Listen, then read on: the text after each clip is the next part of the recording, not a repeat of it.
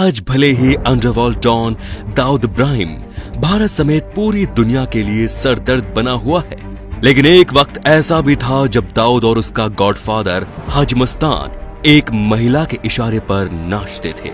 आखिर कौन थी वो महिला जिसका हर आदेश दाऊद के लिए पत्थर की लकीर हुआ करता था?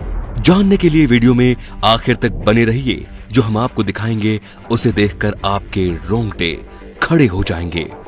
वर्ष 1920 में मुसलमान परिवार में पैदा हुई जैना उर्फ जैना बाई 6 भाई बहनों में से एक थी। ये परिवार मुंबई के डुगरी इलाके में रहता था। परिवार के गुजर बसर के लिए जैना बाई के पिता सवारियां ढोने का काम करते थे। कहा जाता है कि 20वीं सदी के तीसरे दशक आने तक वो डोंगरी में महात्मा गांधी के आंदोलन में शामिल थी। जैना बाई जब सिर्फ 14 साल की थी तब उसकी शादी करवा दी गई। शादी के बाद भी वो आंदोलन से जुड़ी रही।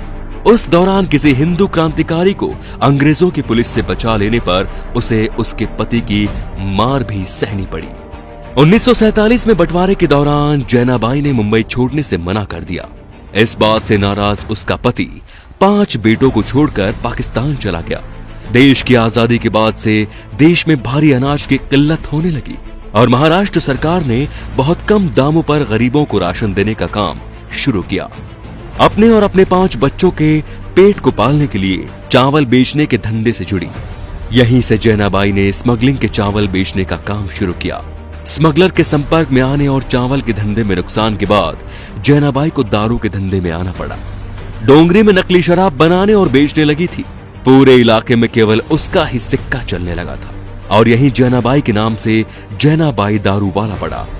दारू के धंधे के दौरान जैना बाई ने पुलिस से अच्छे ताल्लुकात बना लिए थे।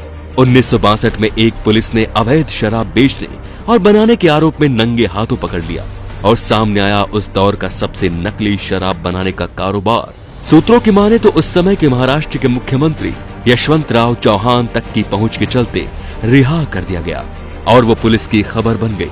पुलिस उसकी सूचना पर स्मगलरों के ठिकानों पर छापा डालती और पकड़े गए माल का 10% जैना बाई को मिलता था। दाऊद जब सिर्फ 20 साल का था तब उसकी मुलाकात जैना बाई दारूवाला से हुई। जैना बाई दाऊद के पिता को पहले से ही जानती थी, उसके घर भी आना जाना था। दाऊद के गॉडफादर मिर्जा हाजी मस्तान भी जैना बाई को अपनी बहन मानता था और परेशानी में अक्सर उसकी सलाह लेने जाया करता था। गुरु नक्शे कदम पर चलते हुए दाऊद भी जैना बाई का मुरीद बन गया और हर बड़ा काम उससे पूछने लगा। 1990 के दशक के मध्य डोंगरी इलाका तमाम काले धंधों से जाना जाता था क्योंकि ये कई घरों के असंख्य खून खराबे का मैदान बना हुआ था। स्मगलिंग वहां का मुख्य धंधा था। यही वो दौर था जब मुंबई में दाऊद ताकतवर हो रहा था। जैना बाई की उम्र भी ढलने लगी थी और उसकी सलाह पर काम करने वाला दाऊद भी उससे कोसों दूर होने लगा था। जैना बाई का बड़ा बेटा भी नक्शे कदम पर चलने लगा था, लेकिन एक गैंगवार में उसे गोली मार दी गई।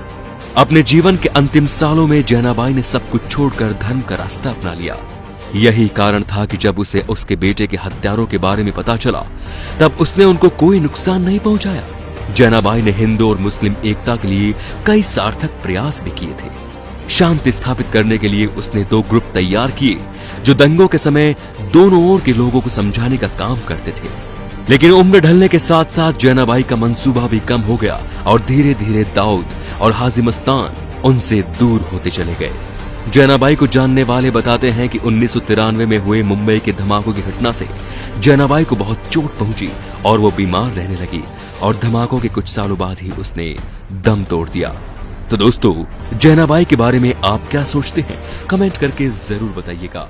साथ ही वीडियो को शेयर करना